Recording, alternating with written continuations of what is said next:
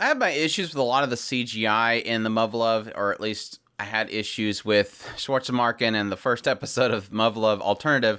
But I have to say, this combat sequence they had for this mock battle was fantastic. Not just the animation itself, the mech design's great, and the combat itself was multifaceted. Had a lot of things going on with it that they kind of switch up here and there, which was really, really cool. But this is my thoughts on episode 5 of Muv-Luv Alternative, so let's jump right into it. So open up the episode, we had a little brief segment where Shirogane is thinking about Sumika for a little bit. Seems like they're kind of starting to ramp up that whole relationship and what its involvement is, even though it just for now, it just seems like a lot of showing of her. But yeah, we find out the undersecretary apparently is Tama's dad, and she's been sending letters lying about her situation there for quite a while, apparently. So she apparently claimed that she was the flight captain for this particular group, and so they had to assign her as commander of the day just so that she looks like she's the flight captain. So that was kind of weird. And of course, the entire time they're walking this undersecretary around, she's having to cover up for all these things that apparently she told her dad from letters. Like, apparently the class rep was unreasonable and poor Mikoto was flatter than her. And yeah, Maya asked what she was said about her, and she's like, well, I would like to keep my head on my shoulders, so I'm gonna keep my words to myself. And oh yeah, by the way, Shirogane needs to give him a grandson. So yeah, that sets all the girls off. But a goofy little scene, seeing this undersecretary like super doting on his daughter and all this goofy little antics. It was kind of a nice, refreshing thing throughout the series, because I think in my recent thoughts on the series as a whole that I did on the First Impressions episode of our podcast, I had a concern that we're not really getting enough character.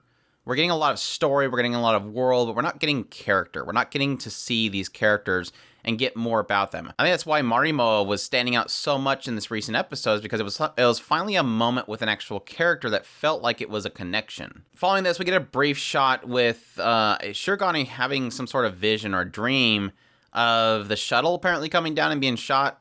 Very brief, not sure what that was about, but that apparently happened. Maybe it was a vision of something in a previous life where that shuttle, maybe the shuttle that they were talking about in the previous episode, got shot down. It does seem like through conversations with Kozuki, she's done something to prevent this whole system from going into play that he was talking about previously. Which answers my question, the idea that the undersecretary thing being a part of that. I guess it's separate because he still showed up and apparently she's doing something about that. So I guess we'll put that on hold. But Shirogane tests out the new system they've kind of designed for the TSFs, and it seems like it's working well. He wants her to put it into play for the mock battle coming up in Sakaki and Ayamine's crafts, because as we find out later, there's the two on his side for the mock battle that he apparently loses, and he thinks this is a way of being able to prevent that. It was interesting because he ends up running into Kasumi and asks her about the game guy system that she drew for him, and she apparently doesn't know what it is and ran away, so we'll leave that mystery up in the air. Also in the scene where Shirogane asks Kozuki to implement this into their system, she's like, you gotta stop asking me this stuff. This TSF thing's a side gig. My main focus is this theory that I don't even want to explain to you because it's too complicated, and apparently it's regarding the Alternative 4, which is this theory that she's trying to somehow figure out, and they're using a lot of computing in order to figure it out. And it seems like she's very frustrated at this point. He's kind of noting the idea that it's possible that she's running out of time. Like she feels like she's not going to make it in time, and this is stressing her out. All the way to the point where she's pretty much pushing herself to the limit. He says, I've seen this face before. It was when you failed last time. So obviously she's not pulling this off. And this is where Shirogane sees something on a piece of paper on the ground and says, this looks like the formula you scratched out in my world, where you claim that you found a breakthrough. And it shows a scene where she's this teacher and she's like, yeah, I figured this out. This is the old formula. This is useless. And I figured something out. It was all thanks to this video game I played.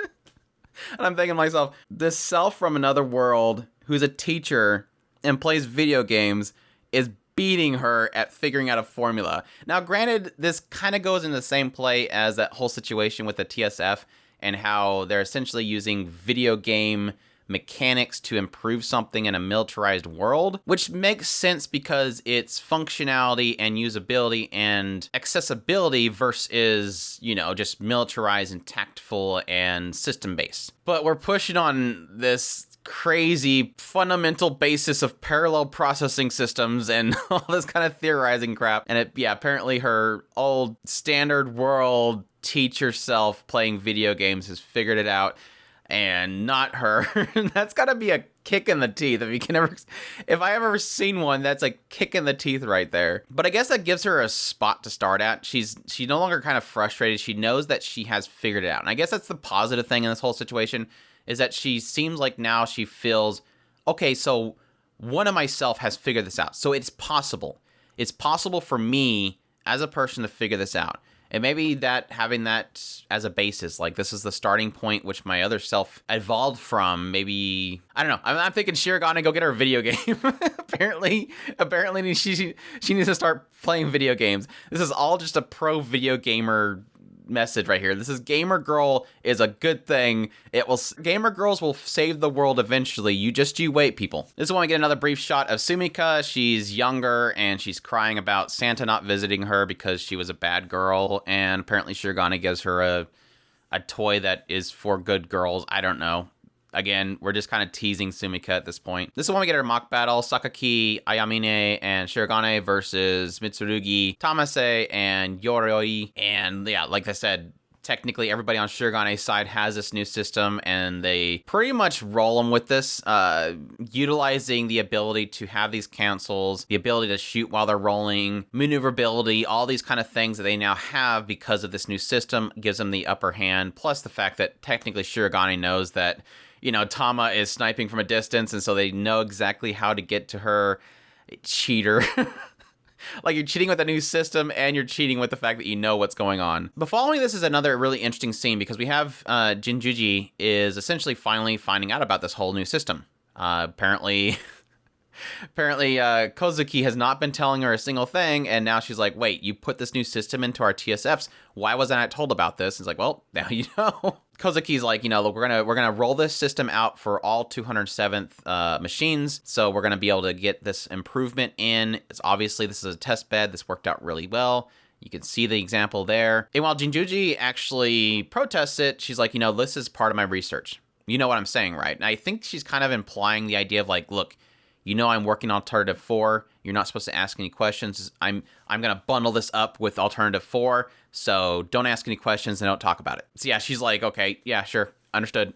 So like I said, kind of both implies the fact that obviously she didn't know about the whole thing that was going on, but plus, I guess, again, that aspect of how much power she has in the fact that she's working Alternative 4. And this is when we get this closing scene where Shirogane notices Kazumi running down a hall. He follows her and ends up in Kozuki's office, where this random guy appears out of nowhere and says, hey, Kozuki's gone to the commander's office. How's it going, Shirogane? Has like the most template look of a detective ever. Like, this is, can you look any more like a standard I am a detective guy that's looking into something kind of character? So I'm guessing he's possibly looking into something. I don't know if he's looking into how Kozuki's doing, or if he's some sort of UN investigator that's looking into Shirogane and his existence. That's my assumption. Is he's obviously knows who Shirogane is, and he has got him right in his sight, so I'm guessing he's probably investigating why Shirogane, who's supposed to be dead, is right there. Because he already had pretty much, at least the Royal Guard was looking into Shirogane and knew that he'd messed with the system in order to exist. I'm assuming Kozuki is the one that made him exist in the UN system, but now here he is. Which that would explain why he's in Kozuki's office, is because she would probably been the one that put him into the system, and now he's going to be asking Shirogane straight out, who are you? Again, I only say that because he looks literally like a detective, like a copy-paste detective outfit. So yeah, really good episode. I think it's a really nice mix of both getting some teases on Sumika, getting a little more perspective of the power of the Alternative 4, Kozuki getting a little bit more of a breakthrough in what she's working on, that little bit of a push that she needs to get the job done, some goofy little insights into Tama, some, like I said before, just getting some nice character moments with these characters kind of goofing around, obviously drudging up what Tama thinks of everybody, but creating a nice little comical point, this undersecretary and his goofy doting nature. It was a fun episode with some really good insights and everything, so really solid episode. Probably one of my favorite episodes so far. Really cool combat sequences as well. I think that was really well put together. Just everything, despite it being CGI, looked really good. But that's my thoughts on Muv-Luv Alternative Episode 5. Hope you guys enjoyed my impressions. If you did, leave a like down below. Comment, let me know if you saw this episode. And subscribe if you haven't already. Share this video if you can. Support us on Patreon if you can. Or in the tips link in the description below. And I thank everybody that does. And y'all take care.